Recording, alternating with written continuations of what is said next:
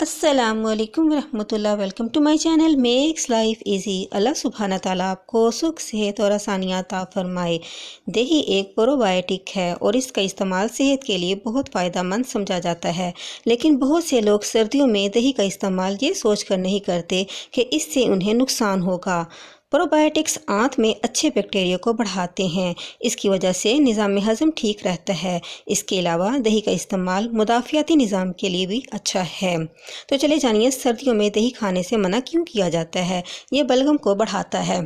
اس کی نوعیت بلغمی ہے، اس لیے اگر آپ کو پہلے سے ہی سانس لینے، کھانسی، نزلہ، زکام سے متعلق مسائل ہیں تو دہی کا استعمال سے پرہیز کریں۔ دوسری طرف اگر آپ دہی کا استعمال کرتے ہیں تو شام 5 بجے سے پہلے استعمال کر دیں۔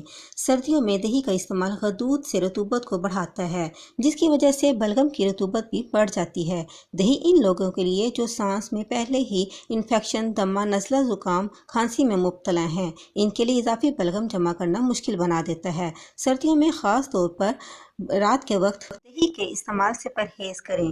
سائنس کے مطابق دہی کا استعمال قوت مدافعت کے لیے اچھا ہے، کیونکہ یہ پرو بایوٹک ہے۔ یہ کیلشیم، وٹامن B12 اور فاسفورس سے بھرپور ہے۔ سردیوں میں کسی بھی قسم کے انفیکشن سے لڑنے کے لیے دہی کا استعمال آپ کو فائدہ دے گا۔ یہ مدافعتی نظام کو مضبوط کرتا ہے۔ اگرچہ سردیوں میں دہی کھایا جا سکتا ہے، لیکن ٹھنڈا دہی نہ کھائیں۔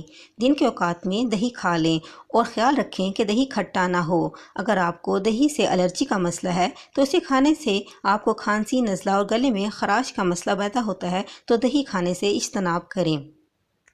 دہی میں صحت مند بیکٹیریا ہوتے ہیں جو سردیوں کے موسم میں آنتوں کے لیے فائدہ مند ہونے کے ساتھ ساتھ آپ کے ہاضمے کے نظام کو بھی بہتر بنانے میں مددگار ہوتے ہیں۔ ہر چیز کو اعتدال اور مناسب مقدار میں ہی کھانا فائدہ دیتا ہے۔ اگر آپ کو میری یہ ویڈیو پسند آئے تو لائک اور شیئر کریں۔ چینل پہ نئے ہیں تو سبسکرائب کریں۔ بیل نوٹیفیکیشن کو آن کر لیں۔ خوش رہیں، خوشیاں بانٹیں۔ السلام علیکم۔